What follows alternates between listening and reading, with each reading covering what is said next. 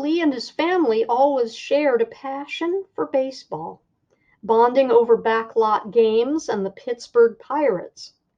But when a devastating tragedy strikes, the family flies apart and Peter's mom becomes paralyzed by grief, drifting further and further from her family.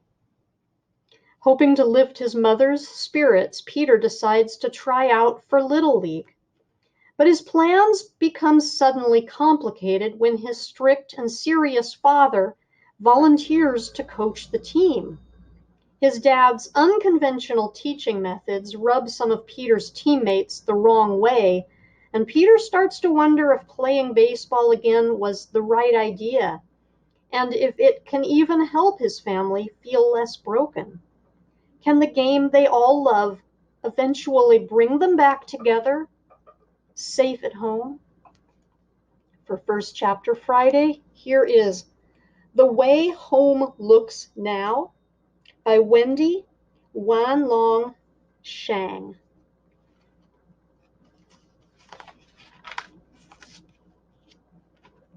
I am only gone long enough to get the eggs. Ba had asked me to stop by the Minute Mart after school, but I had forgotten and come straight home, only to have to leave again. I ride my bike, but with the eggs, I have to ride fast slow. Slow enough that the eggs won't break, but fast enough that I won't get in trouble. When I turn the corner to our street, I see my sister Elaine sitting on the steps. She had been inside when I left, but now she is outside holding her binoculars. What are you doing, Lainey? Looking for birds? Lainey usually looks for birds in the morning, but really for her, any time is a good time. I move past her to open the door.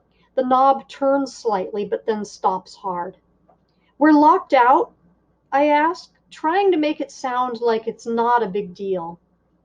Elaine draws a quick, sharp breath of air. I came outside to get my binoculars. I knocked, but... She stops. Do you think you locked the door on your way out?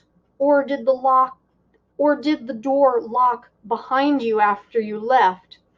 I say the words a little more harshly than I mean to. I don't know. Now for the first time, Elaine looks frightened. I knocked and rang the doorbell, but I guess she didn't hear me. I pound on the door, hard enough that I can feel it all the way down to my bones. I press the doorbell, too. Mom! Mom!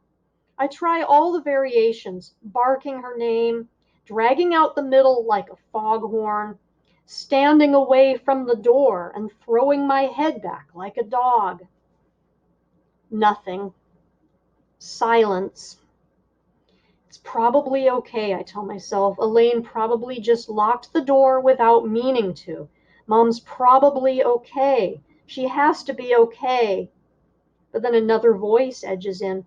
Shouldn't she have noticed that Elaine isn't in the house? I turn the doorknob a little harder just to check, but it stays put. Why don't you wait here for Ba? I say. I make my voice light. I'm going to try the back door. Can I? No, it's easier if you stay here, I lie.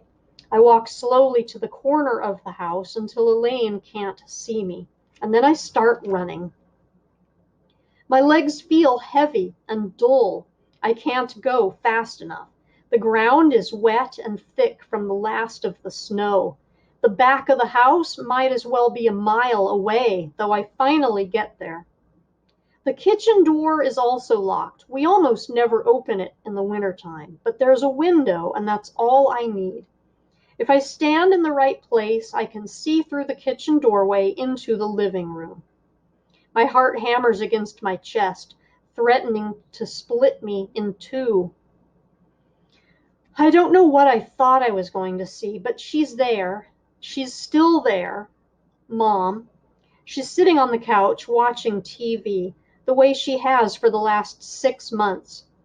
From where I'm standing, it looks like the TV is making her curl and fade away like a scrap of newspaper in the sun. I look down at the ground and then look back up, double checking. She is still there, Inhaling, exhaling, blinking. She didn't lock us out on purpose. Elaine must have accidentally hit the lock button, and then Mom didn't hear her knocking. I see the front door open and Ba walks in, followed by Elaine. Elaine squeezes around him and heads for the living room. Ba takes off his coat and carefully places it on a hanger. Then he takes off his shoes one by one, untying the laces and putting the shoes side by side on a rug by the door. He is so slow, so careful in the way he moves. He wasn't worried about the door being locked. I imagine him pulling up in the driveway, saying hello to Elaine, and then unlocking the front door. He probably doesn't even notice I am gone. Ba disappears briefly as he walks down the hallway behind the wall, and then he reappears at the living room doorway. He sticks his head in for just a moment and then heads upstairs, like nothing is wrong, like there is nothing even close to being wrong. Through the window, it feels like I'm watching my own TV show, except the sound is off. Just like with real TV, I can't tell the characters what to do. If I could write my own TV show, Ba would hurry inside. He would know that something is wrong when Elaine is locked out. And he wouldn't act like Mom watching TV all day is normal. I wonder how it is that he can see so little when I see so much. Peter, come here, Ba calls when I come inside. I put the eggs in the refrigerator and go upstairs to where Ba is sitting on the edge of his bed. I'm barely in the door when he looks at me and frowns. You're tracking in mud. I look down, and sure enough, there is a trail of muddy footprints behind me. I reach down and pull off my shoes, one by one. In the process, I get some of the mud on my shirt. Ba closes his eyes and shakes his head.